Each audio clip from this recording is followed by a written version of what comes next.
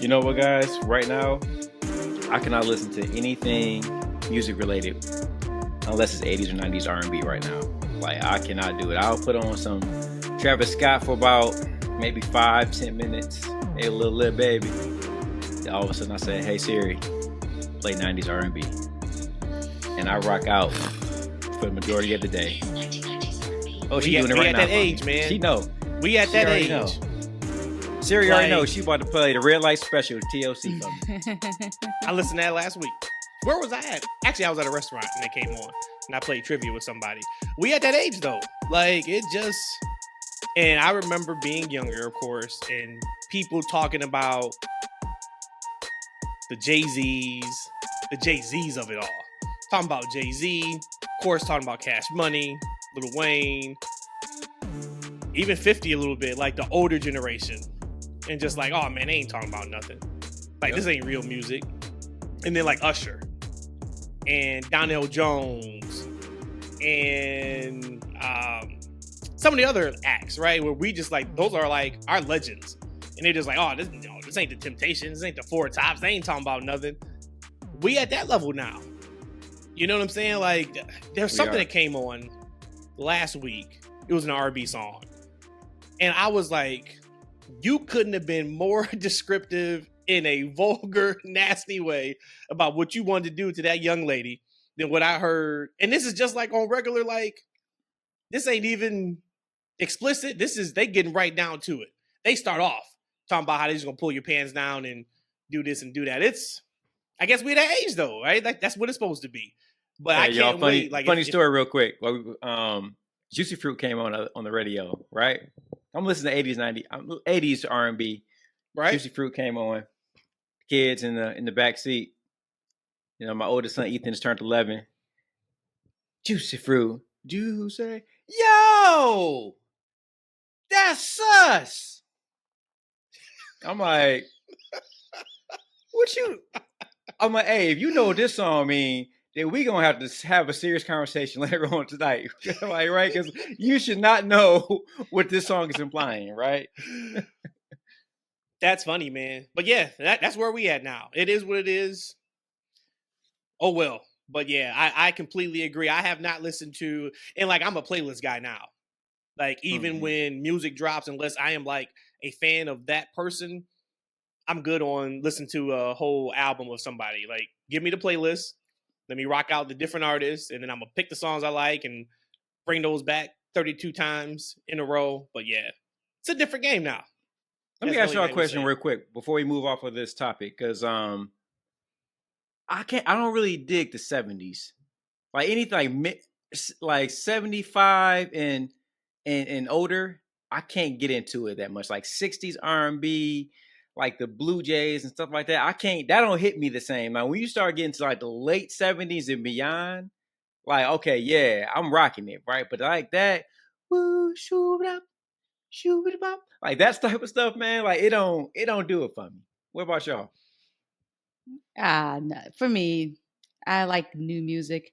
And I'm going to put a pause there because when I go back to actually look at what I'm listening to, it's all old too. But here's the thing. Since COVID, I will listen to actual albums. So like if someone comes out with an album, I will listen to it from beginning to end. Sometimes if I have a long enough ride throughout my day, I'll listen to it maybe twice just so I can have a full feeling on it. And after that, I just go to Rhodesia's playlist on Apple Music. And it plays any and everything. But the majority of music I listen to is at least 5+ years old. It's like I can't find the new music playlist to me unless I'm willing to do like of just top songs. So that's going to give me all the genres. For me, it's like I can't personally get into it either. So I say I like new music. I like the new music albums. I'll listen to them just to see what the project is about, and then after that, I just hit my Rhodesia playlist. Old music like the 60s. I was more of an old jazz person. So modern jazz is kind of not my thing. I love old jazz music. But outside of that, 70s, maybe disco, just because a lot of times when we go on vacation, that's the only thing they play is 70s disco. And then after that, same here, maybe 90s R&B and 2000s rap. But there is some new people I listen to, of course. Like I listened to, anybody who was like majorly known. Like you brought up Travis Scott. Of course, I'm a big Travis Scott fan musically. Mm-hmm. I like Lotto. I like Kehlani R&B wise. I mean, so anybody who is a big artist, I'm down for. But like all the littles that's out now, the young whatever that is, if it ain't Young Thug, like the youngs, I'm good on that music. I can't understand you. You don't even know what you're saying. God bless. I can't do it. Give me some 70s though. I'm not a 70s guy. Like 80s, that's my wheelhouse, right? 80s, and then we get 90s, 2000s. We out of here for sure. Mm-hmm. Yeah, but 60s is a bit much. I can't do 60s unless it's Christmas music. Then I can do 60s. Yeah, I can do 50s if it's Christmas music. I was telling Any Rhodesia, Christmas man, we music. are much closer to Christmas than far away, which is insane to think. Crazy. Insane to think. Let's get to the wrestling. We can talk music and holidays all day and all that kind of stuff. This is episode 157, finally, of the TFW podcast. That's Freakin Wrestling. You guys already know who we are. You guys know what we do. We are the best kept secret in wrestling podcast. This is 3 the Hard Way. I am Matt, joined by that beautiful woman over there, Rhodesia, joined by the guy that cannot keep up with his nickname. He has changed it again, ladies and gentlemen. Mr. Ishan. He is no longer, I don't want to even say it. I'm a grown man. What he was going by before, he is no longer that. He is now going by Fit. And I'll just leave it at that. He can add the rest of it. No, we gotta break it down. We can't stop there. We gotta stop. Everybody know what my nickname was. The streets call me Big Daddy. Oh, boy. But in honor of, I've been on a fitness journey for the past 3 years. I got incredibly fat. So I just lost 15 pounds. Stop. Incredibly fat. What's incredibly fatty? Man, I sort of look like a duck. My bellies look like my butt. You know what I'm talking about? No. So all that's gone, right? So I lost 15 pounds. So the streets was like, you know what? You're not Big Daddy no more. You are Fit Daddy. Yes, sir. Ishan looks like a legit 150 pounds when he thinks he's big. So now he's probably about 130, 135. You were never big, sir. You were never big. You were never fat. Belly looking like that butt. Belly looking like that butt. So he's changed his name. But you guys know how we get down. Shout out to everybody who has been rocking with us. I shout you guys out all the time because we appreciate you. If this is your first time listening to us, welcome. If this is your 156th time listening to us, welcome. We got a lot to talk about because we kept pushing this pod back. So just a quick peek behind the curtain. We pushed it back because we are still in Brazil. Rhodesia and I will talk a little bit about the trip here later on in the show. But we were looking at like, okay, well, do we try to stick to our normal schedule, which we were going to stick to our normal schedule. But then we went out to dinner one night and the food didn't come. And I didn't want E staying up to like midnight to record the pod. So then we pushed it back the next day. And then I'm like, well, if we're going to push it back one day, we might as well push it back another day so we can get SmackDown talk in there so we're not recording on Sunday. So this is the podcast that is going to take you until Wednesday night, Thursday morning when we drop again. All right, so we may give y'all an hour. We may give y'all 5 hours. I don't know what we're going to do, but we got a lot to talk about. And what I want to start with, you guys know, we started with it in the last pod, and I personally kind of ran through it, but it's Roman Reigns' return. Okay. Our guy, Eric, hit me up on, I guess, Sunday. Shout out to Eric. He's also a world traveler. I see him out here doing big things. And he sent me a message asking me, did I hit the gunshots on the podcast? He hadn't heard it yet, surrounding the Dom and Liv situation. My response was no, because I felt like that one was kind of like common sense, right? I'm not going to do that. I told you so. Anybody who's been rocking with us for a long time, you guys remember night 2 of WrestleMania 39, where I went crazy on the media board with the gunshots with I told you so because Roman Reigns beat Cody Rhodes. Beautiful night. One of the best nights in the history of the business.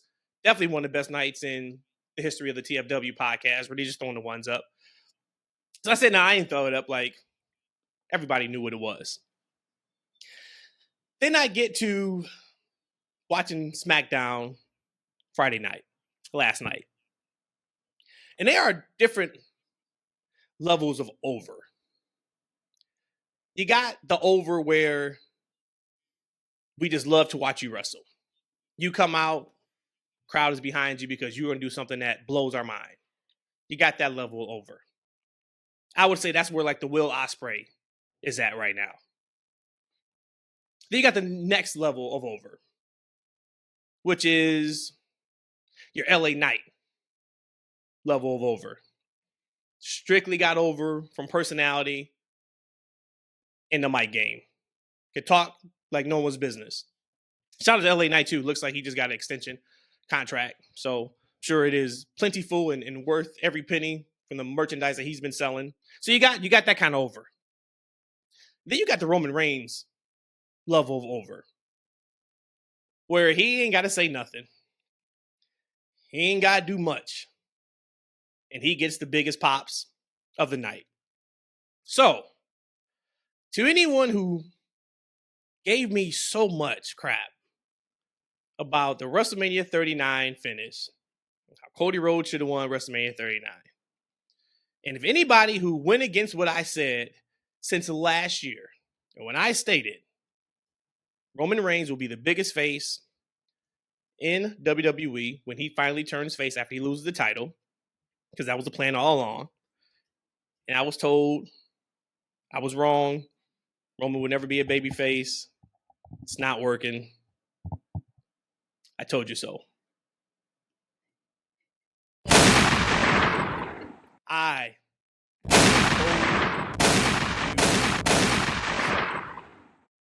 We got us the biggest face in the territory, ladies and gentlemen. That's not to discredit Cody Rhodes. Cody's still holding it down. I'm excited to get your guys' thoughts on Cody Rhodes versus Kevin Owens and how we got to that point. But I do want to talk about Roman. He is back. The man has sold $1 million worth of merchandise the first night he came back. A lot of that was the special edition championship belt that they released for him. That's a lot of money, right? I want to ask you guys, where do you, on your personal list, where do you put Roman Reigns in terms of modern day talent? Dylan. So he's my top 5, 1 through 5. But when you say top talent, you mean just everything, just his wrestling, everything. His mic.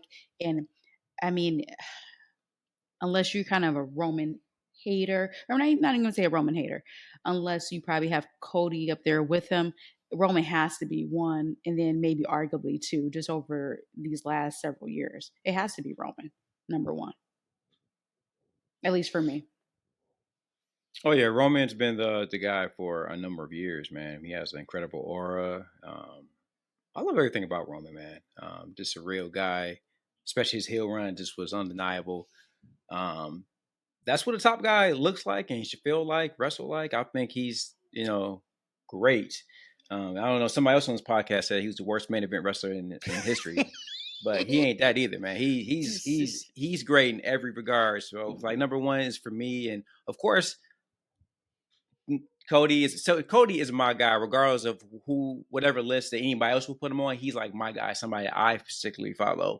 And in a lot of ways, I've said it even on this podcast, like his level of stardom and star that he's at right now, even as a fan of his, I didn't see him being like the number 2 guy in all of wrestling. Not like this, like, right. I didn't imagine people singing knowing the words to his theme song and, hitting all the hits. And I didn't imagine him being this big. I couldn't look, I was a big Cody fan 5 years ago, right? I would never think that Cody Rhodes would be so over with the entire wrestling audience. And this is one of the things, and we can talk about another time, like where he ranks in comparison to John Cena on like the all times list, for not all times list, right? But there's some speculation that Cody's actually selling better than John Cena was right now. And in a lot of ways, that might be interesting.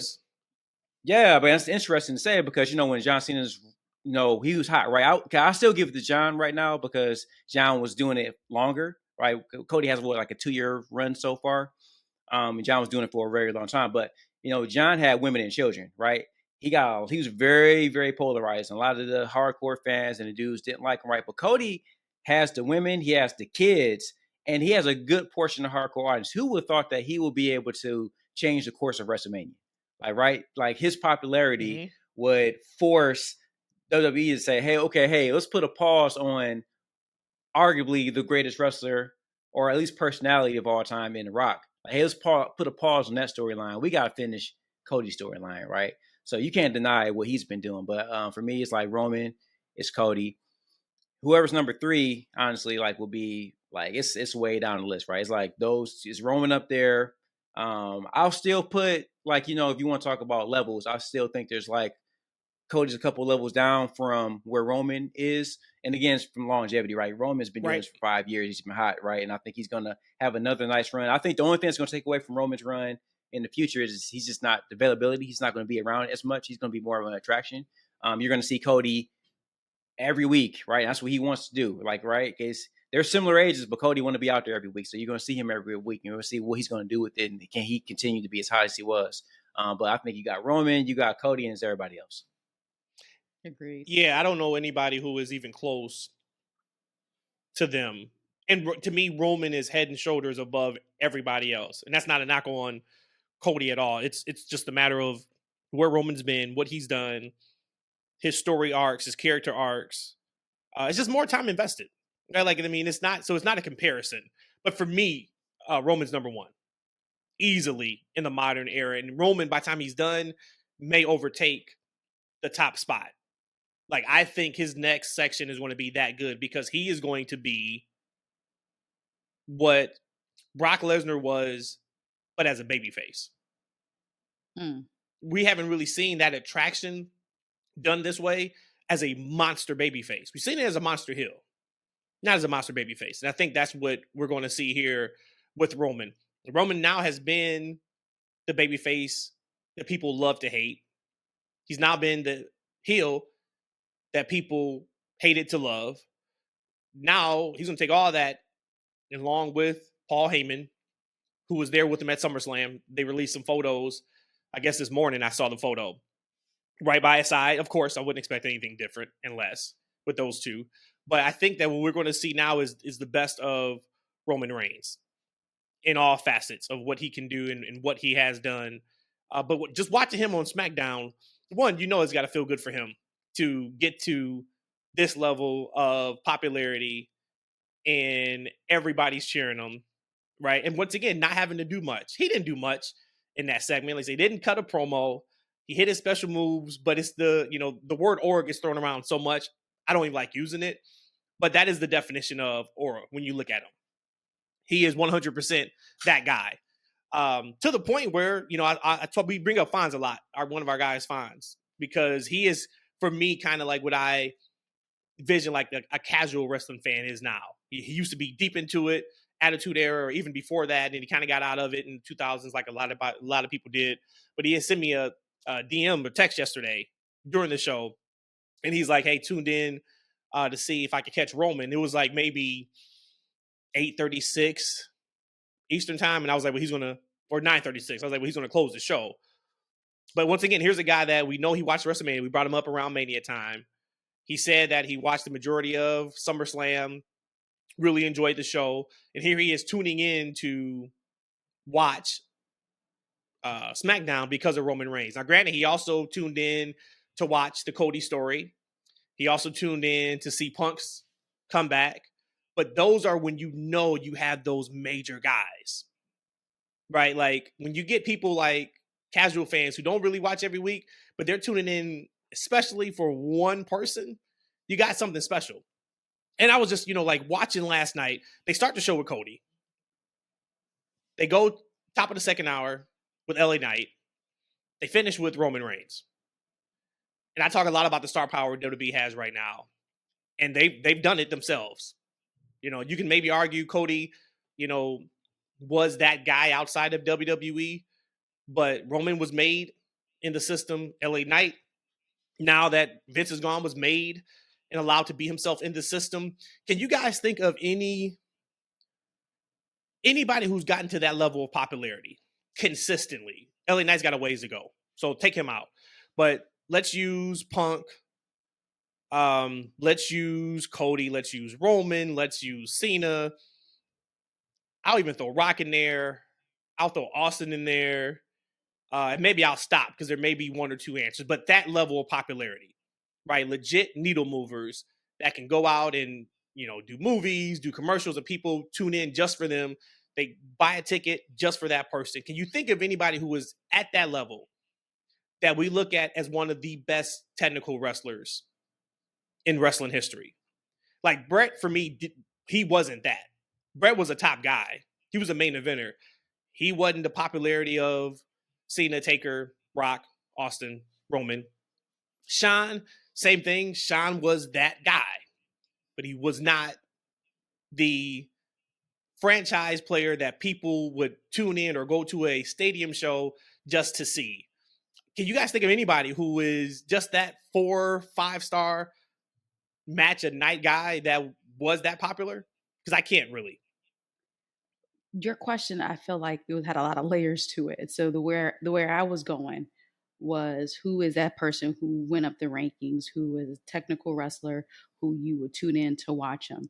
Now, as far as a needle mover, I guess I'm ignorant in my response here because I don't know what they really did. I just remember the movement itself. And I'll probably have to say Daniel Bryan, to me, would be that person who I was like, wow, he completely created his own wave of excitement around himself, even when he was being pushed as a B plus player. I mean, he was pretty much known as that.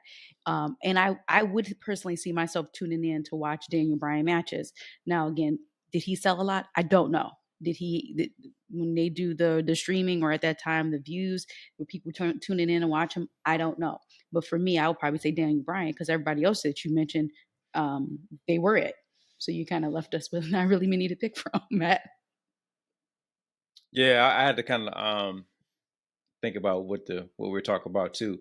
I wouldn't necessarily put Daniel Bryan, because I think that only hardcore fans, not hardcore fans, I think just wrestling fans will appeal to him. I don't think he actually appeal outside of wrestling.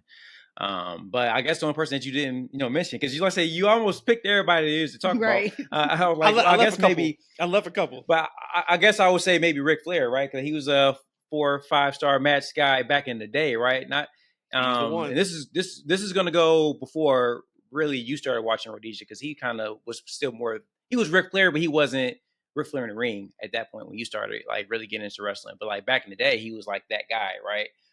But everyone knows Ric Flair. He got a whole song made after him, like right. Yep. Now you mentioned technical, because as you started going into the question, you started like taking off some pieces. I would say maybe the Undertaker. Like people know who he is now. Will people tune in to see Taker? Maybe. Like, right, I don't know if because I think I get you too, because I use Fonz as like a barometer of like those wrestling fans that stop watching, but they'll show up on like big moments, or if they're following Twitter or YouTube and they say, oh, this guy's going to be on the show, this guy's returning, and like, oh, I'll go check to see what he's doing. I don't know if Taker is that guy, but much like a lot of the stars from like the 80s and even the early 90s, like they're synonymous. Like, right, you think about George Animal Steel and like the Big Ball, like these iconic characters that people like still remember, but I don't know if they are remembered outside of the wrestling world. Yeah, that and being able to go every single night. Like Taker was so good because one, the gimmick, best gimmick in the wrestling history probably, and he moved really well for a big man. But as many matches that Taker had that was incredible, Taker got some stinkers too. And it was, a lot of his opponents weren't the best. R.I.P. But, Mabel, Giant Gonzalez, he had Great Khali. He had some matches where he had to try to carry some people who just were not carryable. He was working. As much as I love Sid wasn't the best.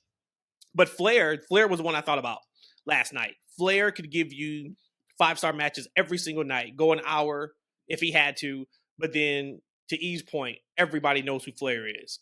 His gimmick was incredible. It matched anything and everything you would want. But typically, the reason why I thought about it, because I'm watching like the top guys right now. And none of them are guys that you would say, hey, if I had to only strictly based off of wrestling moves, I'm going to say they're going to have the best match of the night. It's probably not them. Any of them. Now, psychology, absolutely. Character work, absolutely. The little things that matter in a match, absolutely. But we're talking move for move. We're talking Ricochet. Like I said, we're talking Ospreay. We're talking, AEW's best guy for this is probably MJF, where his character is incredible. He can talk people into the building, but he also probably can work a 4 or 5-star match every single night if he wanted to, if he had to. So I just say all that to say it's the character. But yes, we talk about it a lot on this show. We watch wrestling because we love professional wrestling, but to get to that top level of your Codys, of your CM Punks, hell, look at Drew McIntyre right now. Drew is more popular than he's ever been, and it ain't because he had a 5-star match somewhere in there. It's all character work. It's all promos. It's all how you carry yourself. It's all knowing when to do certain moves in matches. But WWE's in an incredible space because they almost have a monopoly on those top guys right now. And we see that when you look at that Cody Rhodes, Kevin Owens segment. And when he started talking about, hey, here's the next title defense he's thinking about. And then Solo's music hits. I was like, okay, that's kind of surprised. I didn't expect that at all. All right. They come out real quick. Cool. Appetizer for when Roman comes out later on the night. And then KO comes out. I was like, oh, this KO. But what I loved was, and I'm knocking on wood because I'm not here for another KO heel turn. I'm not right now. I think KO's right where he needs to be. He showed again he's the only wrestler that actually watches the product over and over again. That backstage segment was fantastic. But I really enjoyed the common sense approach of, hey, man, you've been busting your ass. I'm going to give you a title shot. And I think I enjoyed it because we know there's going to be some layers of stories in the next 3 weeks before we get to Bash in Berlin. But the first thing I thought about was Randy Orton when Cody said that, because you gave KO a title shot for being your friend, but where was his title shot for Randy? And this is how I think we get the Randy Orton heel turn. Now, of course, Orton's got his title shot against Gunther. And that is what Cody can say, like, dude, you weren't even here.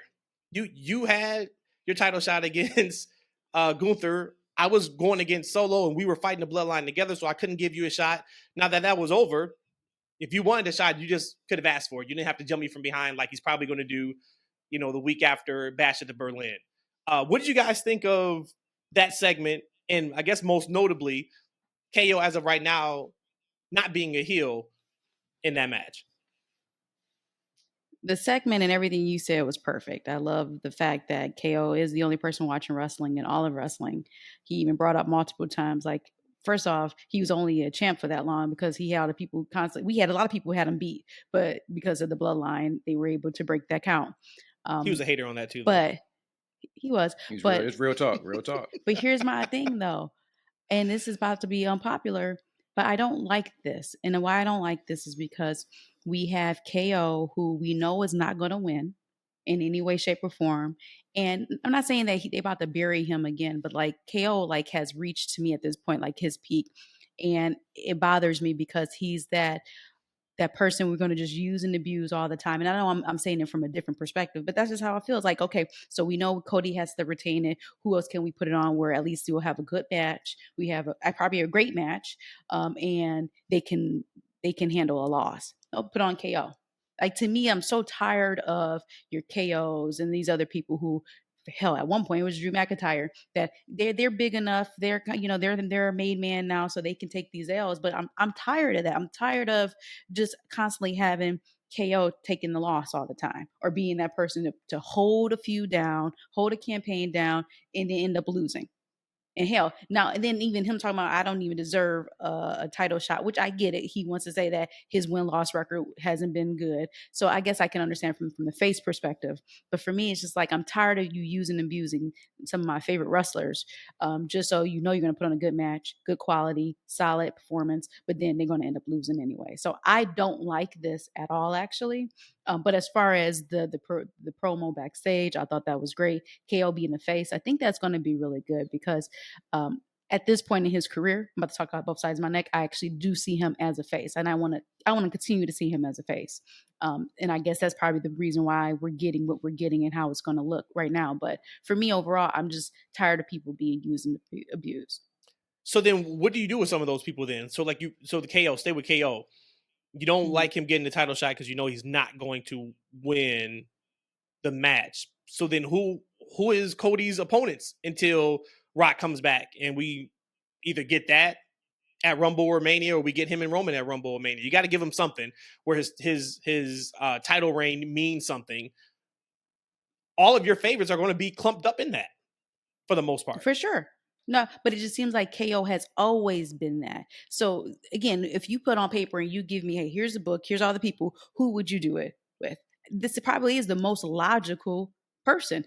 The story that they've been telling that KO and Randy Orton has been there for him by his side. Why not? It makes perfect sense. All I'm personally saying is I'm tired of them doing that to people like KO. There's a couple other people you're always going to be, hey, you know what you're going to get out of this person. They're going to work an incredible match. They're going to put on a 4 or 5 star. They're going to give you some good intensity throughout the lead up of the pay-per-view so that you're going to want to buy it, only for them to lose. I personally don't like that. But you're right. Who else would there be? And this builds even a better story if that's the route they're going to take. Hey, hold on, Cody. Why me being Orton? Why you didn't give me an opportunity? So to develop into another story, I get it. Like I said, I 100% agree with how that promo was and everything you said. I just don't personally like it because once again, I know there's no chance in hell KO is winning. He shouldn't. Let's also be clear there. He shouldn't. But this again is one more time that they're going to do my boy, the only person who watch wrestling, like a dirty dog again. Short answer with the KO thing, like he's been around since at least 2015, and he's been in every position possible. And after a while, you get to a point to where you can't win them all, like right. And he's been, and so like we Tony Khan and I, we play this game TEW, right? Yeah, uppercard guys. Uppercard guys were guys who you can put them up in the main events, and sometimes they will win, and sometimes they will lose, right? Like. There's other guys that are slotted above him that are in that main event slot that you're going to see them win majority of the matches. Like KO is in that upper card slot. He's going to go in. He's going to come out. That's just the role he's in. And he's been there for a long time, right? Because it's a little bit different than Jey Uso, because Jey Uso's main event character, right, is newly formed in that, right? So he's kind of in that KO spot too, but he's kind of a newer act. Jey Uso's been around forever and been in the company longer, but not as main event Jey Uso as the solo wrestler and competitor. But KO has been there and done it all, like, right? So it's he's going to lose, he's going to win. It's because there's guys that are hotter on top that he has to go against, right? And it's natural for him to do that. Now with Cody, like with these matches, he's gonna be probably the favorite in most of them, like, right? But it's not necessarily about the finish and the match. To me, it's about the stories they tell that leads to those matches, right? It's all about the storytelling, and they can tell some nice story with KO and Cody, which would make the match more intriguing for me. I would love for them to tell a story as he's telling the story. I felt like, man, he's kind of self-deprecating, right? I say we should never do that on this show, but like, why is he being like that, right? Maybe he could tell a story like, look, when I get in this mode for the title, like I gotta do whatever it takes to win. It's just it's a button that just automatically starts clicking for me, and I have to, like, if I'm challenging, I'm gonna do it. The old KO is gonna come out, and I don't want to go be the old KO to you, my guy. We are friends. Like, if we start going to that place, that buttons are gonna start switching, right? And I don't want to ruin another friendship. Maybe that's the story that they tell, and then that dynamic and that back and forth will make that match, more meaningful and more interesting. For me, it's always about the story. It's not necessarily about the finish or the match itself. I think that those two can tell like an awesome story in the ring, and I'm looking forward to it. And that was what I was worried about, but intrigued about at the same time in a positive way. The way he looked when he walked away when they told him he's got the match. He's like, well, I guess I'll see you. Yep. I guess I will see you. He had that look of like, you asked for this, but I don't want him as a heel. So what I would love to see, I don't know how you even get there, but it'd be great if you kind of see him fighting with himself during that match, right? Yeah. The shortcuts he used to take as a heel. He knows like the Will Ospreay, like Tiger Driver thing, but they do it. They do it the correct way, right? Yeah, right. No, but legit. But I don't know like what the next move is for this. Like, this feels like a stepping stone to get to Orton and Cody, which it should be, because Orton's bigger than KO, and that's also this mode that we're in right now in WWE, where everything we're seeing is great, but it's a stepping stone to something else that should be even greater, right? Like everything has a end goal in mind, and it may not even be involved in the two people that we're seeing right now, but it's to help something else in the future. So that is what, as long as we don't get a KO heel turn, I'm good.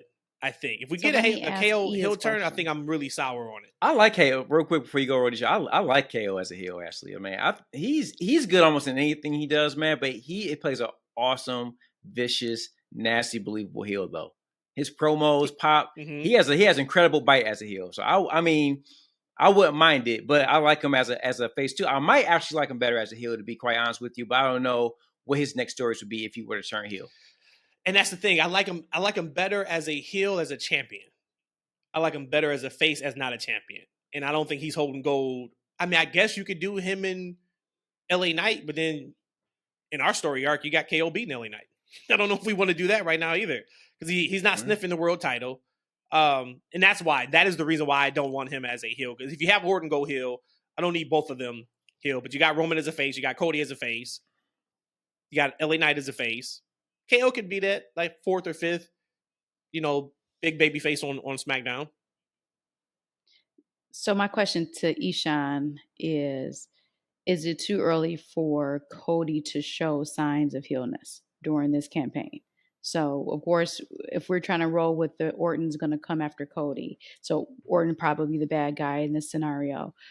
Do you think maybe some flashes of how we saw in Cody's other match that he had, where he held, I forgot who he was fighting. He hit him with a chair shot or something, or with the steps. Anyways, even after Rock? his Not the Rock.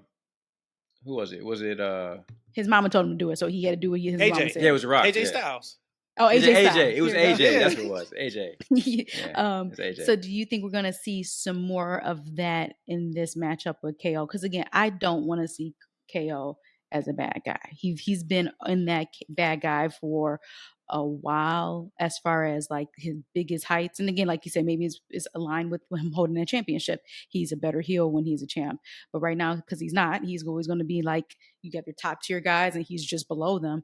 I want him as a face because it's really hard to build a good face. And I think that he has it, as far as not being the top of the card face, but he's a good guy. Do you think we see some kind of Cody like doing what he has to do to win in this coming match at Bash in Berlin? I don't think so. Because I think the story will be, I think that would take away from the inner conflict that KO would have. Right? I think the story would be about what KO feels that he needs to do to be champion again, not necessarily Cody trying to retain. Like Cody's the guy. Like he's made man. Like right, he doesn't have I feel like KO. The story will be fully with KO. And I guess maybe I wouldn't mind seeing KO as a heel because he's been a face for some time, right? He's been feuding with Roman, and they were whooping his ass for a couple of years, and he's trying to come back. He's playing under. He's been doing it for a while. Maybe we could get some matches with him and LA Knight for WrestleMania if LA Knight wouldn't hold the title for that long. I actually would rather see a heel KO versus a heel Randy Orton. I like the Randy Orton when the crowd is singing his name for the first time. He's been around forever. Like they're singing his song now, and he seems to be happy and excited. I actually would prefer him to stay in that route as the veteran, kind of like gatekeeper type guy, than going back to being like the Viper and all those other things that he was in the past. I like him better now. Right now, I feel like he's more entertaining in the role he's been playing since he's been back. Kind of like I'm rejuvenated. I love being here, etc. I love to see a match between he and Cody. I don't know if it's. I think it'll be something deeper than you didn't give me a championship match and you gave KO one because he already. Cody was dealing with the bloodline, right? He had to help him deal with that, and then immediately once that thing was resolved, when Superman Roman came back, he got his rematch for a championship on a whole different brand, like right. And we're getting to that later in the show. But he got his match. But I think that they can tell a deeper story with Cody and Randy that supersedes something like as frivolous like, hey, you didn't give me a championship match. I feel like they could do something deeper. But I would rather see KO as a heel and Randy as a face. So then if that is the case, do you go KO and Cody back to back? Do you try to tell the story of KO not wanting to cheat in the first one? I almost had you. And then we get a rematch with KO and Cody. I don't know what October's. Oh, Bad Blood. Nah, you got to go Cody Orton Bad Blood. You gotta go Corey. You gotta go Corey. You gotta go Cody Orton Bad Blood. You gotta go Punk Drew Bad Blood. Atlanta's is a spot for that. All right, so yeah, at the end of the day, for me, if you were to tell me Orton was able to come back for a year, and it's been a year already, it'd be a year in November. Wow. Orton was able to come back for a year, be a babyface, for us to get to a fantastic feud that is already years in the making of a heel Orton, babyface Cody. That's probably where my money would be. No matter how we get there, if that is what the final stop is for that section of the feud, I'm good. I'd want it. I was going to ask y'all a question, but it's probably more important just to ask it here. It was regarding Orton. So I know he's mentioned before that he would want to wrestle for at one point. He said like another 10 years. This is like a year or so ago. When do Orton get number 15?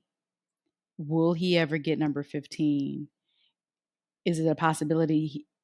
Based off what you're saying, it's going to be Cody and Randy. So there's no chance of him beating Gunther. When do you see him, if ever, getting his 15th World Championship? He's 100% getting 15. Just not yet. Because now, we always get back to Cody and Roman on this podcast every single time. Because now we have to get to what does Cody and Roman look like? When does that happen? Because if that happens at WrestleMania,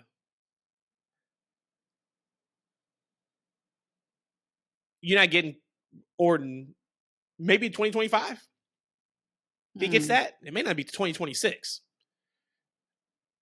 And watching them again, WWE's been pretty intentional on replaying the Roman entrance and exit from SummerSlam and really focusing on Cody's reaction and Roman saying it's just a matter of time. So that's how we talked about on our last pod. We know we're getting that. It's just a matter of now, how do we get there? Do they go Cody and Rock at the Rumble? And I don't know. Like, there's so many different ways you can go about it. Once again, if the end game is to go Rock Roman at WrestleMania, question then is going to be, do you blow off Rock and Cody first to give Roman the title back from Rock? I could see that in a world. And then you do Roman and Cody after. No shenanigans. Best man wins. I think that puts Cody in a heel spot. I don't know how many people with a newly revitalized Roman character who has just beat The Rock, I'm assuming at this point, has just beat Bloodline 2.0. I think you put Cody in a really poor position if your job is to keep him as a babyface. Now, Rhodesia, to your point earlier, you asked E, hey, do you see Cody showing his heel tendencies at all against KO? I don't think that's the time yet. But boy, if there was a time and a place for Cody to turn heel, cheating against Roman Reigns to keep or win his championship, I'm here for that. Boy, oh boy, I would be here for that. Yes, you best believe that. And he gets on his high horse. Oh, hold on a second. You telling me it was all fun and games when Roman and the Bloodline cheated on me, but now I do what I need to do to get the title back or to win the title, and now I'm the bad guy? Oh man, we could print that. Print some He's already printing money as a babyface, but he's printing even more money as a heel. Well, in our household anyway, he is. So I don't know. Yeah, to answer Rhodesia's question about Orton, I feel like those numbers of championships matters more to like our hardcore fans than I think it'll mean to WWE and its fan base, right? It might be something they can actually they can give him, but I don't think it's something they need to like that needs to supersede the stories that they're telling for the next couple of years. You know, like I think in the next year or so, I don't think there's a world where he can get number 15. And he's getting older, like right, like he's like maybe another even in the next 2 years. I don't depending on how things go, right, and his trajectory, right. If he were to turn heel, whatever, maybe that would catch him on fire and it will kind of warrant a change, and maybe he grabs a championship like that. But I just don't see anytime soon. But I gotta be honest with you guys, like we talk about Roman and Cody, like I don't think that's something we're gonna see like in the next year or so, especially considering like Roman with him being a part time, he's not gonna be around telling no story. And two, there's too much story to be told with the bloodline. Him hammering that out, like it's based on his availability, like that thing could drag on for like another year and a half plus, right? So now we gotta like build a match between because when you do you do Cody, Yes. you do Cody Roman 3. That's going to be a big build. That's not something you do quickly. That's not something that you just, you start planting seeds for and you do it like a month later. That's like the mega powers exploding. That's your next Randy Savage and Hulk Hogan. That's your next Hulk Hogan and Ultimate Warrior. That's your next, Ric Flair and Steamboat. That's your next big thing that you're going to kind of build towards, and however that plays. I don't see them doing like getting to that before they tie anything else up, right? Cause we got Rock, we gotta get the Rock and Cody. Now I think that the bigger match is going to be the final Roman and Rock match, like whatever that's going to be about. I think Rock enjoys playing the final boss character. I think he's going to be in that firmly positioned in that role. I don't think that match needs a championship attached to it, especially not. Like I said, with Roman, he's like ultra special attraction right now. He's only around so often. That match and the significance of it doesn't need a championship match. I think having another big matchup on the card where that's how defense is at line and that's at stake, I think that means more than giving Roman a championship just for him not to defend it for months, just so he can defend against Rock. I don't think he needs that. So I think the next time we get it's going to be a couple years from now. I know you want to jump in, but I want to finish up before you jump in and say you want to see it like tomorrow. But I feel we got to wait for that, man. We don't need to do it like in 2 months or in 6 months from now. So then my question to both of you, because we just talked weeks ago, hey, what was the bigger match? And we gave two options. Now I'm going to throw in the third. As the final match, what's the bigger match today? As the final match in the story? Rock, Cody, Rock, Roman, Cody. I'm so mad at you because that was actually my follow-up question I was about to ask. I knew. I saw our notes. I was trying to give him the pump his brakes, Rhodesia. I knew. I saw them notes. Jeez Louise. Well, I'll do this. I'll start first with the least of the two. So it'll be just process of elimination. Or the three. I'm going to say Rock, Cody. Well, yeah, of the three. We got right. So I was going to leave it down to two is what I'm getting at. So Rock, Cody will be going first. So that has to be settled first. Then now the true question for me, which I was going to ask y'all, which one's more important, Cody Roman 3 or Rock Roman? Which one is the bigger match? Is that the exact question? Today. It is the last match in this story. However they tell this story, this is the match that happens at either WrestleMania 41 or 42. What is today? What's the bigger match? My money of the right story, now the story is Cody Roman 3. And mine's would be the opposite of that. Mine's would be the Rock and Roman, because you said right now to this story, the story is the bloodline. So now we're not talking about when they both or when Roman finally retires fully or go even a lesser contract. We're talking about right now to this story. The story is the bloodline. So Rock, Roman. I don't know. Roman did a pretty damn good job of blowing through the bloodline last night, which I was surprised about. I mean, you in that story, I was very and now surprised. it's going back to just Cody and Roman. Then at that point, but for me, if you're saying right now to this story, how does this story end? What is the coup de grace to this story? It would have to be bloodline. Biggest match for you. Biggest match for you. So Well, E, what's yeah. yours? So you're gonna go. So biggest match for me, and then I'm also gonna say like bigger match for the universe right now. So I'm gonna say the bigger match for the universe right now. I think that I think most fans are in the moment. More so than us. Like, right, we're thinking about 6 months, a year, 2 years down the line. I think right now, Right. like people are kind of really in the moment right now, right? So I think that in the moment right now, the bigger match might be Cody and Roman because that's who's in front of them right now, right? We haven't heard from The Rock, and they haven't mentioned The Rock in months, right? They haven't dropped his name. He hasn't been on TV.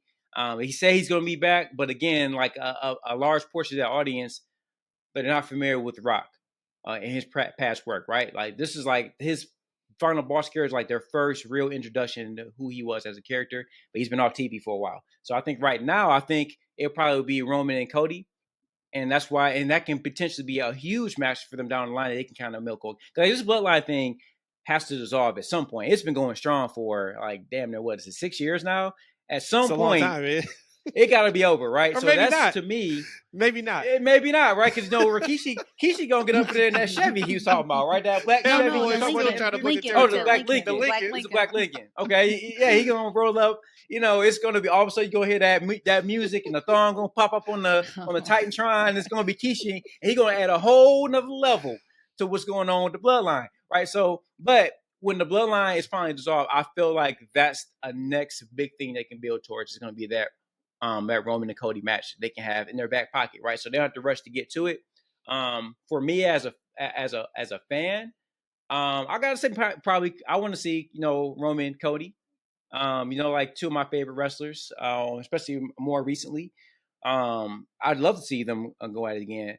It'd be an interesting role because we talk about that, right? Because a lot of the hardcore fans who aren't super into Cody, they glamour to see him as a heel, right? Just like back in the day when people weren't into John Cena, they couldn't wait to see him heel, right? But there's so much money in a face character, right? With the Make-A-Wish stuff that he does, with the merchandise sales, and just the kids and there's so much money in a face Cody that doing a ill-advised heel turn that's too soon wouldn't be right for the company. I don't think, like, right, especially when you got like a Roman Reigns who's not around as much.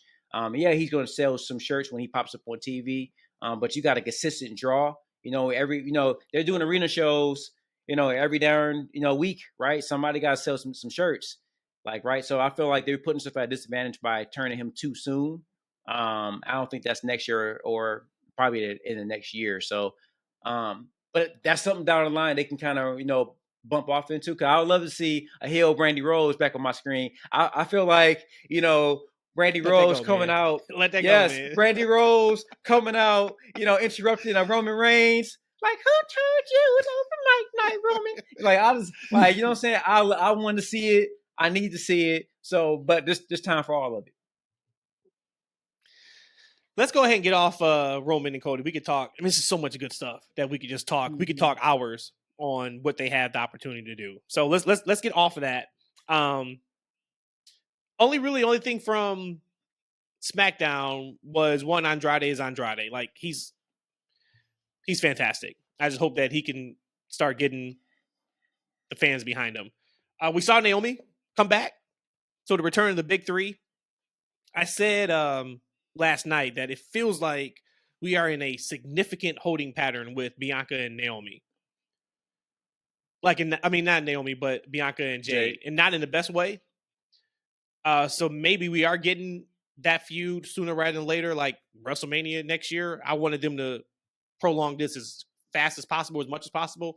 But maybe that's not the case anymore. But Big Three's back. I put it out on Twitter, and I'm going to ask you guys, is WWE doing something with women trios? Are we looking at getting like trios championship titles soon? If you look, there's about 6 or 7 trio teams right now.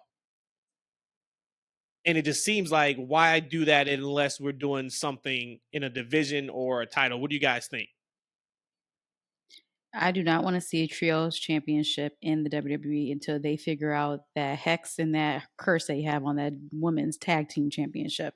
So I'm all here for it. You say they're building these stories, all you got these 3 people trios rolling around here all together. I'm cool with that. But until you figure out that funk they got on that women's tag team championship, I don't want to hear it. I don't want to see nothing about no triples or trios. What funk you talking about? When Bianca and Jade had it, it wasn't no funk. Okay, so then you right, and then they dropped it like incredibly soon. So say what you want to say. Say what you want to say. Until they take them titles off them women, it ain't doing nothing but taking photos backstage for .com and cutting promos and laughing. Say what you want to say. Well, there you go. You said it for me. Trios championships. Do you see that coming? Hell no, man. They gotta fix them tag team titles, man. Like they gotta get one set of championships right on that show. They don't need to introduce another one. I think you're seeing a lot of grouping because there's a lot of women on the roster, and why not put them together? Get a little bit of a rubby rub. But I'm with Rhodesia. I want to see them fix the women's tag team division. I love to see the titles back on Jade and Bianca.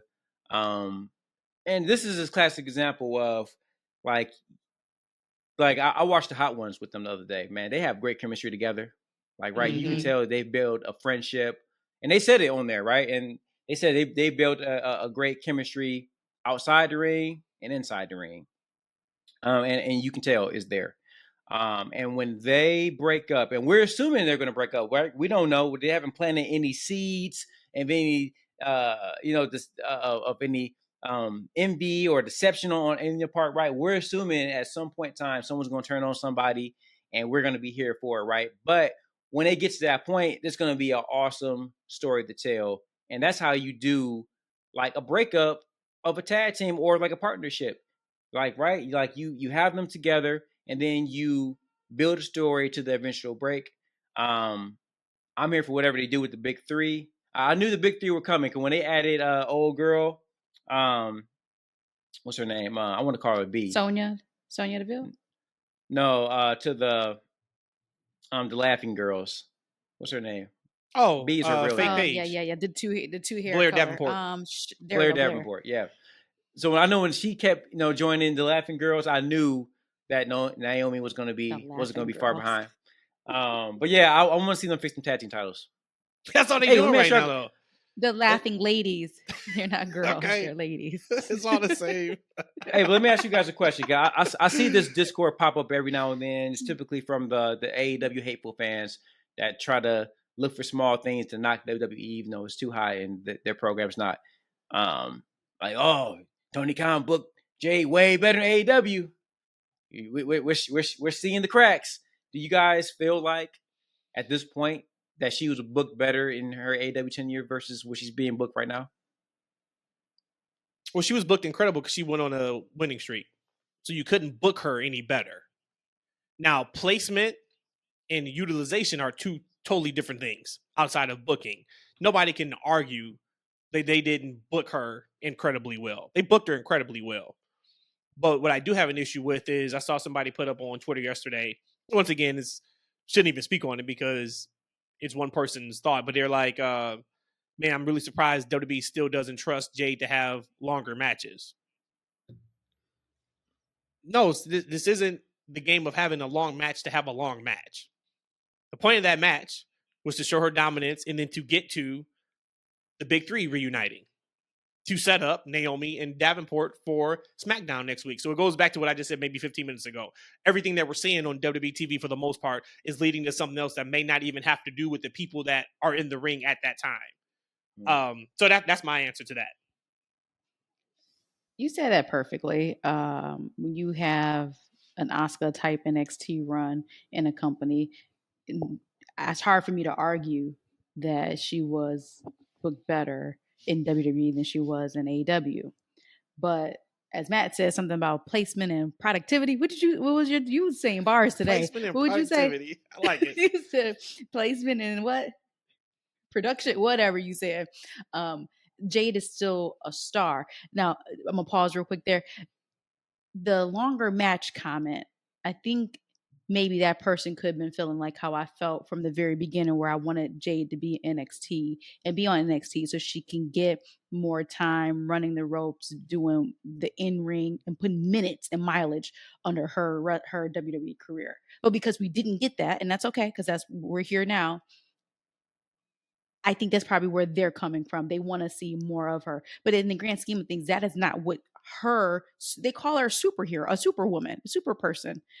Every time I hear them calling her matches, that she's a superhuman. So at that point, you cannot have her have a or a 12-minute match, because then now that's not going to be a superwoman at this point. She's going to go in there and dominate. So the booking question, the comment that you asked, E, as far as booking, can't argue that. I just really can't. But she is no less important to me as a character in wrestling in WWE as she was in AEW. And the great thing about it is now she has somebody who's going to rival her for whenever this happens with her and Bianca. So she is developing and growing in a different way. Maybe we're not seeing as many, like I said, mileage in the ring yet. But as far as her being developed as an actual wrestler, I think she's getting so much more development out of WWE. Again, teaming up with somebody like Bianca Belair. And then if we're going to do this trios thing with Naomi, you got that there with her as well. So then now when she does have those 12-minute matches, she is going to look a lot better than she ever would have and could have in AEW. Because AEW matches, to my knowledge, were pretty short too. Yeah, a lot of them were pretty short. And so, like, if you think about booking and you want to just quantify as far as she won all the time, like, that's one thing. But in AEW, she definitely got kind of stagnant. Like, right, she was winning all the time, but she wasn't typically winning against the top talent. Right, she didn't face the top talent. Right, like her role, she was wrestling a lot of the secondary girls, or like the girls who weren't that hot. So she would in the matches themselves that she was having, even in the 5 or 6 or 3 minute matches, you could still see a lot of green in her movement. I feel like even her short, like whatever 2-minute match or whatever it was that she had on SmackDown looked much better. Her movements and her in betweens looked much better than I've been seeing like the past couple weeks. And again, like she's building a star in character. People know who she is. She's getting a great reaction. I feel like overall, from a wrestler and from a character standpoint, like she's moving along, right? And we think, right? We don't know. It may never happen, right? Bianca and Jay can never touch. They may never break up, but we're guessing that those two are going to have a nice, long, good feud. And I think that's where we're going to see how she can go in the ring. We're going to see her stand on her own, and we're going to see everything about Jade once she gets her first big singles run. And I think it's coming soon. Last thing on SmackDown, Profits are in dire need of something. No, Profits up. Bianca B said that. Nah, man. I know they said it, and they also said they want the smoke. That saying has not been used in a very long time, and they're still rocking with it. They got to do something. You can't have them in the exact same mold and role with Lashley as without Lashley. They both, I mean, we know we're massive Profit fans on this podcast, but for me, they're not clicking. They're not clicking, and they cut the promo before the match, and Rhodesia was, I think she may have been cooking in the kitchen, and she's like, "What did they just say?" I was like, "I don't know." Like, I don't know. Like, we're going through the motions here. I'm just so high on Montez Ford. I'm high on Dawkins too. And I know they tried to do the heel turn previously with Ford, which wasn't really a heel turn because they jumped the Brawling Brutes, which who in the hell would cheer the Brawling Brutes over a team that looks like Bobby Lashley and the Street Profits? But they need something though. Not saying it needs to happen next week because they're in this tag team tournament, but they need something soon. They need a refresh. They need a revamp before they get to that mode of just another guy, just another tag team. Ishan, you had some contract talks. I mean, hell, you brought this up on our pod Sunday, and there's been even more contract talk since then. But it's something we've been pushing back a little bit of talking just contracts because there's a lot going on right now in the wrestling world. So what was there any particular contracts you wanted to talk? You just want to talk all of them? What you got? Well, I've been building and compiling like notes on contracts for quite some time. So just to start, so in WWE, we got a lot of contracts coming up pretty soon. We got Humberto coming up. They resigned. His was up He sometime. resigned. I was gonna he would have had to resign. These are some of my old notes because this has been on the docket for about 2 months now. We had Bobby Lashley. He gonna be like Drew. He gonna be like Drew McIntyre. He's got to resign. We had. Well, I'm gonna go through the list and I'm gonna go through the people who actually kind of resigned. We had Bobby Lashley. Okay. He was August 10th, so he has to be a free agent. Kofi Kingston. Oh, that's today. Today's August 10th. Yep. Bobby's out of there, right? So we'll get to him soon. Kofi, Big E, Xavier. They're through December 24th. Randy Orton just resigned. Kevin Owens is coming up pretty soon. Miz is sometime in 2025. And we got Dragon Lee, right? Now, just recently, Drew McIntyre, Seth, Finn Balor, and Natalya have all gotten new contracts. We just found out recently that LA Knight has also re-signed with the company. Great for him. But I wanted to talk to you guys about a couple of AEW contracts coming up. Like, first on my list, I had Daniel Garcia. Right? So a lot of the big talk around him is that he was written out of storylines, particularly because his contract was up and they were negotiating a new contract with him. And the hope was that he will resign. But if he didn't, they got him out of there. Right? Or if he does resign, they got a ready-made story for him to come back. I found that to be very interesting. I had no idea about that. I thought it was the Lucha great Brothers. I thought it was great. Yeah. The Lucha Brothers. Because you cover yourself. You cover yourself if he does decide to come back. And I think I know both of you guys' answer. But where do you want Garcia? I want him at AEW. Oh, we're gonna get to that. I'm gonna let's get to these other things really quick. And then the Lucha Brothers. The Lucha Brothers. There's been a lot of talk about them, but I think just recently, Matt probably seen as well that it's being widely reported that they are WWE bound at some point. AEW talks or were breaking down, or they weren't going anywhere. So now they're under the assumption that they're gonna be leaving the company pretty soon. And then another one, Keith Lee. Keith Lee's contract is reportedly up very soon. And then we got Dustin Rhodes. Now this is off the dirt sheets. Now these are dirty words I'm giving y'all right now. I don't know how clean or how real they are, but we got Dustin Rhodes' contract is also up sometime in September, and this is via a Fightful report. So, guys, with Daniel Garcia, with the Lucha Brothers, with Keith Lee, and potentially Dustin Rhodes, where do you want to see any of these AEW guys land? Do you want to see them stay in AEW, or do you want to see a WWE run? What do you guys think?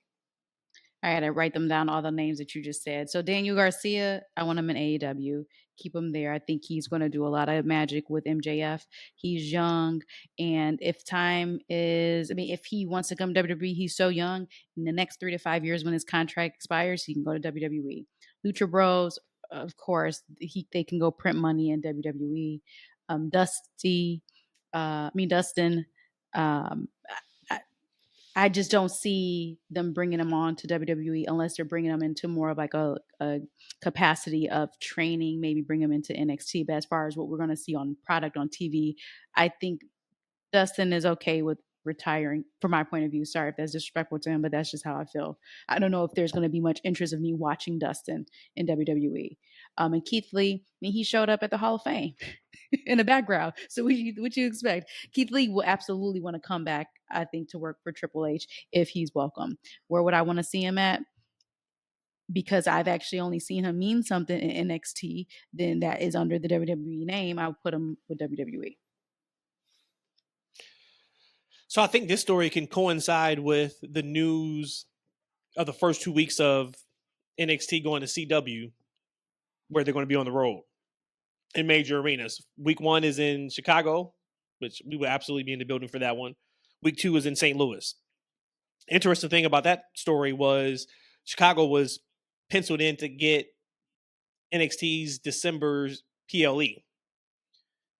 And it got moved to the first show on CW. The reason why that's interesting is Are they changing, going to arenas much more often for their weekly television going forward? Will it be weekly? Will it be monthly? We don't know that yet. But when I saw those two dates just a few days ago announced, my first thought was, oh, this is about to be their legit third brand.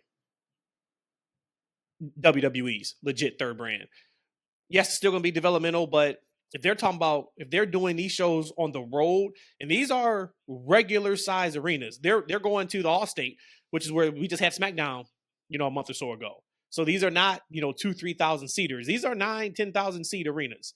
So I say that to say, if that is the case, and we get a mix of NXT color and NXT black and gold, a lot of those names you said, may be fantastic in NXT.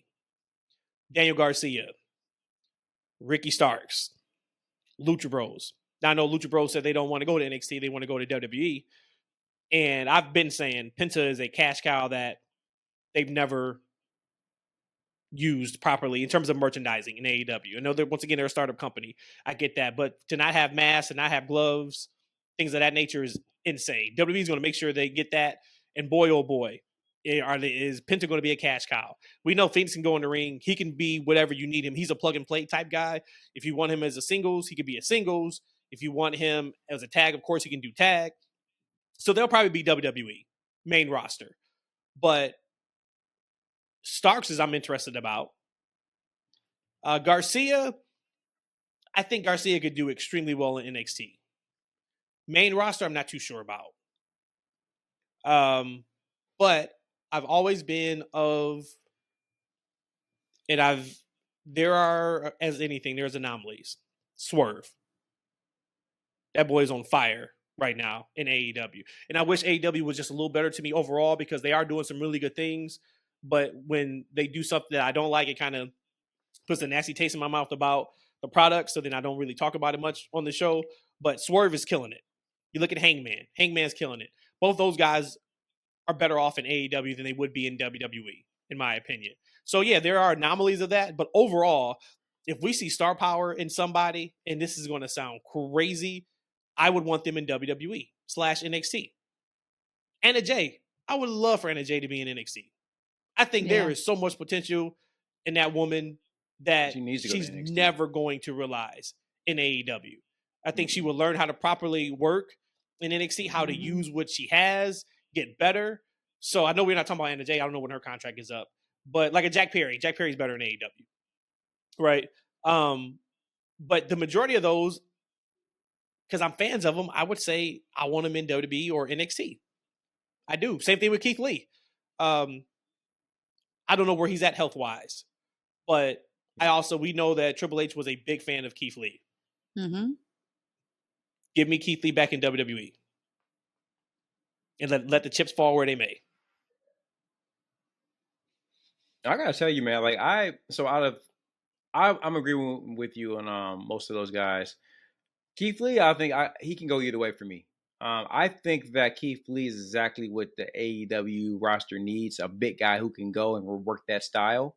Like, right, he definitely can work that fast-paced style but he's a big guy. He can, do some things that other guys on that roster can't do, but he's been there. And he hasn't showcased. Now, he's also been very injured a good portion of his run. I won't say half of his run in AEW, he's been injured. So I think that's been part of it. But I also think that Keith Lee needs creative for him. He needs somebody that can give him ideas and keep him directed. Like just when he came back in the Harry Potter robe, and you hate that robe. I knew you was gonna bring it up. Like, look, I like Harry Potter. I love the game too. I said it. Hey, and I know you guys love the gray, right? But when he came back looking like somebody granddaddy in a Harry Potter robe, like somebody need to pull him to the side. Like, yo, this ain't it. Like, right? He needs proper creative to be on top, and I think he would get that in the WWE.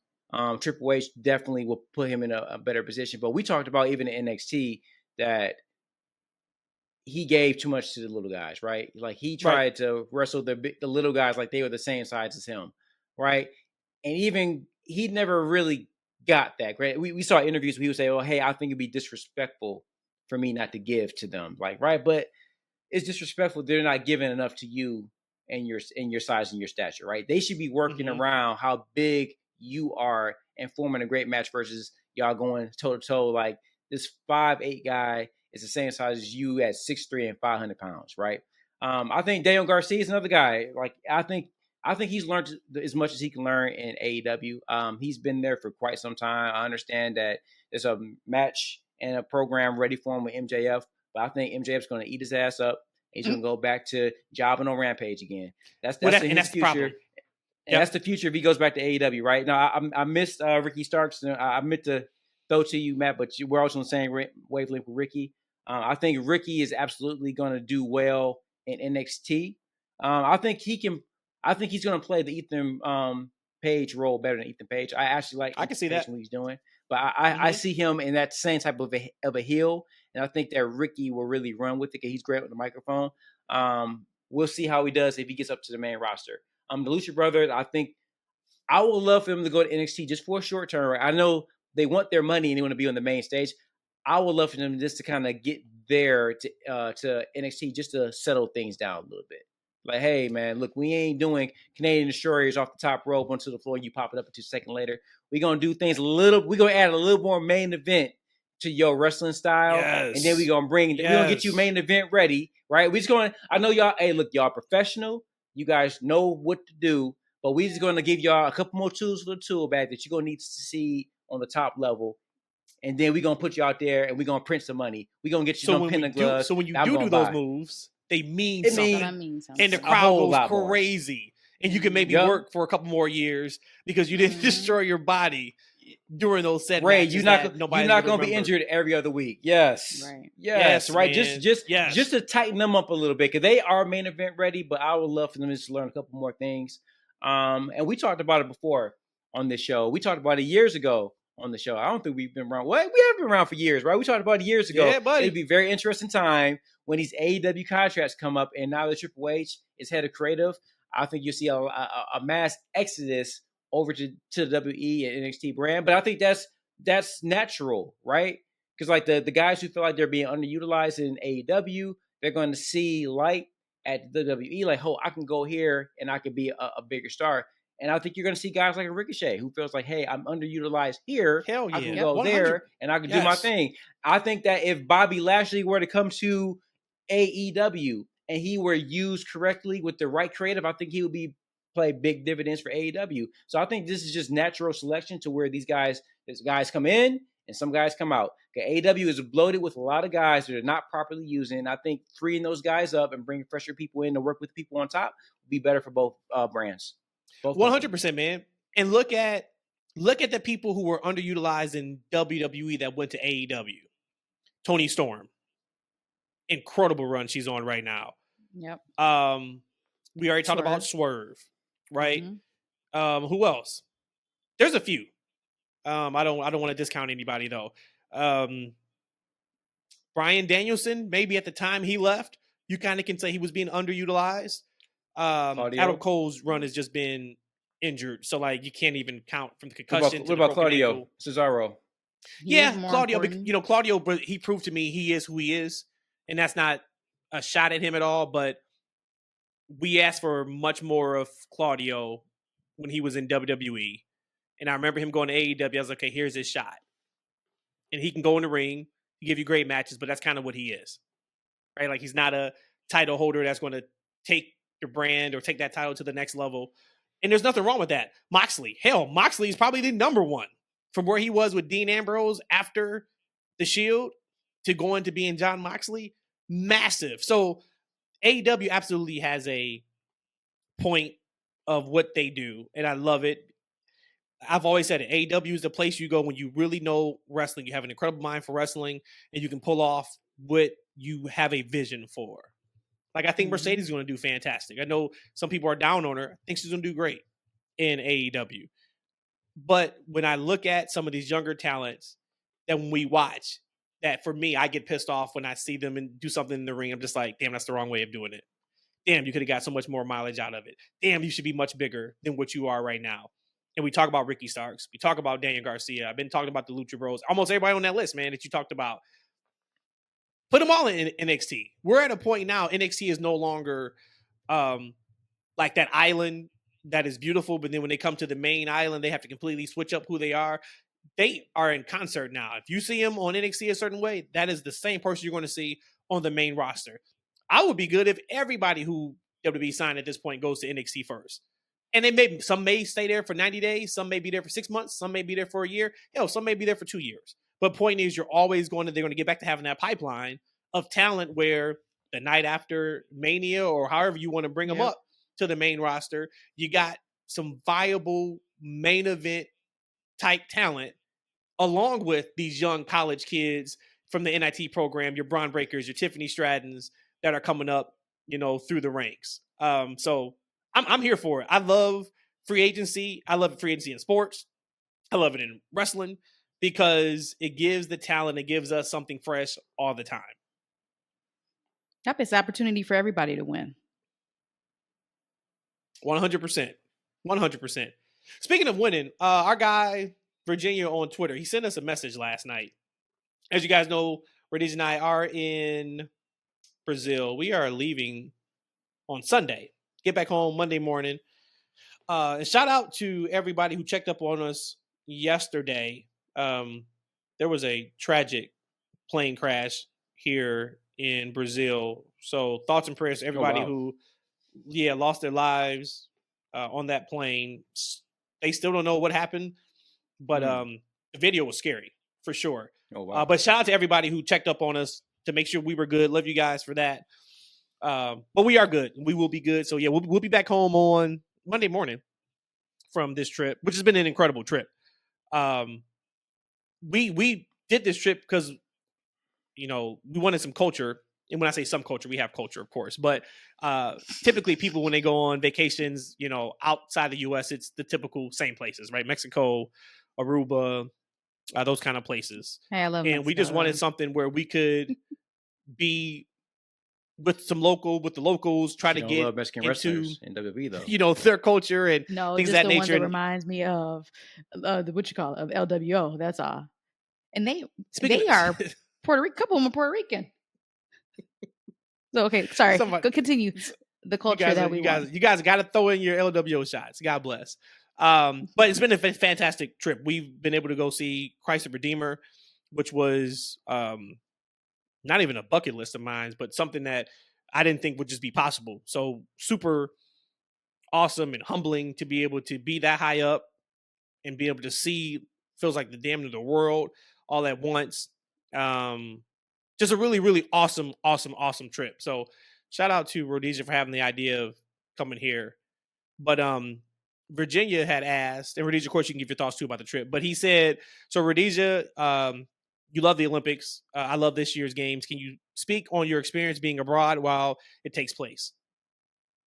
So we've watched some of it, of course, while we've been here. But thoughts on watching the Olympics while we're outside the country and still rooting for the U.S. and then just, any thoughts around the trip we've been on? For the difference of how watching the Olympics while being in Brazil, because we're not watching a lot of television outside of when we go out of our way to watch it, is inside of our apartment. So I can't quite see or feel what the Brazilians are feeling as far as watching the Olympics. So to answer that directly, the only time I actually really saw a lot of people like paying attention to the Olympics would probably be either one when we went to the one dinner and it was on like their big screen. It was a soccer matchup or football matchup. And then at the airport, you have a whole bunch of different nationalities of people. So outside of that, I really haven't noticed like the Brazilian people paying attention to it and getting hype, but also kind of like with the United States, they filmed certain things like for their prime time for USA for us to watch. So to me, watching the Olympics out of the country doesn't feel any different than me watching it in the States. Maybe actually probably a little bit less exciting, only because we haven't been in the opportunity situation to see other Brazilians watching something where they were up on the screen. So I don't know if I'm answering that fully or correctly, but for me, like it didn't feel like I'm Olympic time when we're out and abroad, outside for in our room and we're watching U.S. things at that point. As far as the trip overall, for about 5 to 7 years now, I've always kind of felt like I wanted to experience life living out of the country. Not for a political reason, just for my own development of me as being the human in this world. And like Matt said, to get a little bit more culture, but just to see what other perspectives in life that there is. We live in the United States a very fast, high paced life, constantly on the go, moving, moving, moving. And I've always kind of admire and envy a slower pace of life, something where family is incredibly important, simplicity is important. Um, and we don't have to have so many fancy things because we are just happy in our own zen. So coming here to Brazil to me has been amazing. One thing I will absolutely say is that there is a huge shock when it comes to not being able to speak the language. Something that I was preparing myself for, but you really don't know until you actually here and you're somewhere where um, people aren't speaking your language. And it takes my hat off to people who come to the States. Like my mom is not from the United States; she is from the Philippines. So when she came over in '72, knowing that she spoke just a little bit of English, how courageous is that for people to go to another country and live and to be able to take into their culture and not know the language? So it just gives me a newfound respect for anybody who is an expat or anybody who leaves their country to go experience another one, because most likely it's for getting a better point of view in life. So Brazil, you owe me nothing. Today has been the only day that we had rain. We've had fantastic weather this whole time. So Yeah, it's raining um, right now. I'm looking out the for window and I'm like, it's cloudy, but it's been beautiful weather. And the whole trip. Let me explain something to you, sir. I think I sent you a text message about it. Okay, we don't have to This talk about that language here on gap. this. This Oh, no, I we're think gonna you talk were about going to something else. no, we're gonna get to that too. This language barrier. The only thing that's more incredible than language barrier that I've been, and y'all know me, I love to talk. I have a big personality. I know that. Like that's where I get a lot of my energy from is talking to people, enjoying company, things of that nature. So for me not to be able to verbally speak to somebody is like a killer for me a little bit. And yeah, we've tried or we use Google Translate. To Rhodesia's point, she's been kind of practicing Portuguese for the last few months, so she knows enough to get us from point A to point B. I was getting a Other skill. than I that, could get us that far. I completely and thoroughly understand why we call the BBL, the Brazilian butt lift. Ishan, all my male listeners out here, Or female. it has been a Listeners who life-changing like it. situation. It has been one of the best experiences of my entire life to see just what these women honestly look like in person. And the women that we look at on Instagram, that a lot of times are Instagram baddies, these women out here put them to shame without even trying. Like honestly, like it is pretty amazing to just see how they look, their bodies, how they take care of themselves out here. It is incredible. It is incredible. And women, we got women listeners. I am sure the men out here are close to what what the girls look like. If of course, if you are women and you like men or whatever that looks like. But I knew I would see some beautiful women out here. And of course, Rhodesia, you still take the cake. But I've been to some places. I have never seen the amount of just beautiful looking people on a beach as I have here. Would you say that, Rhodesia, or no?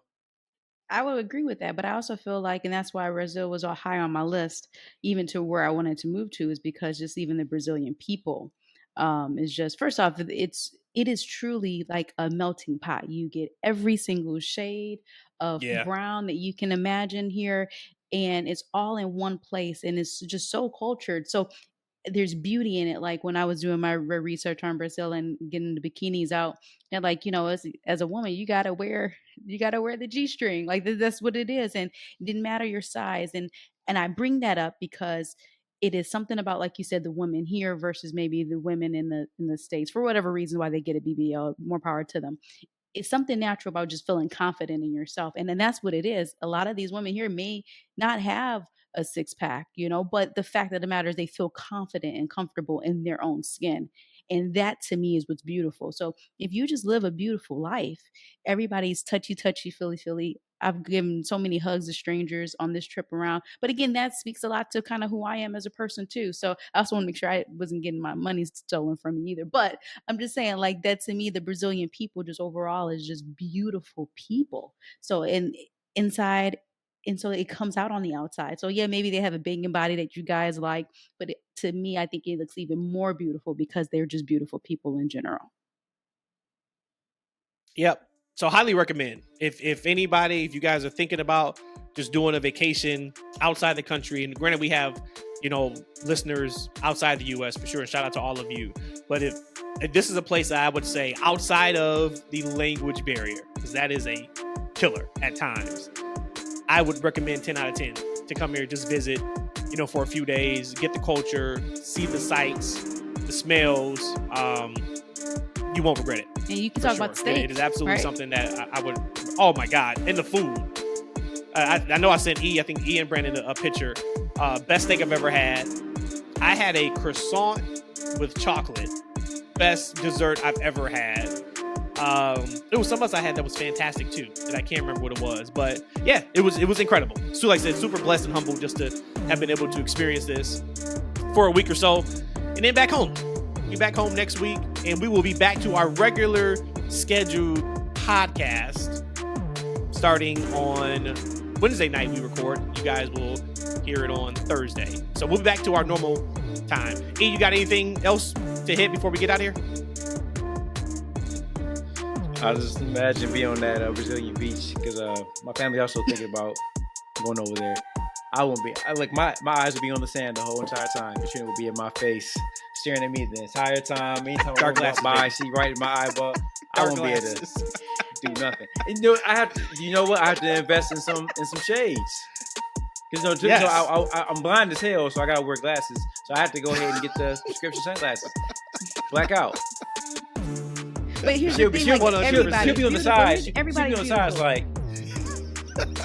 But everybody's beautiful. So while you sitting up here trying not to look at women, she gonna be up here looking at the men too. So that's what it is just beautiful. And it's something about when you know you're beautiful that it shines on the outside. So even if you are busted, it's something about just that beauty and confidence you have in yourself. And they're there just to enjoy the beach. Like, for real, like, that's why I said the different perspective in life. Coming from the United States, there's always like a motive. You always doing something to be doing something. No, they come here just to go to the beach. How simple is that? And how beautiful is that? Oh, and I will say the last thing. I do take it as a slight disrespect. I've been offered cocaine more in Brazil in this week than I have in my entire life. Well, first off, they keep asking my son if he wants some marijuana. Yeah, they go to Matt for the marijuana. They go to me the cocaine. It's like, guys, enough. And on that note, we out of here.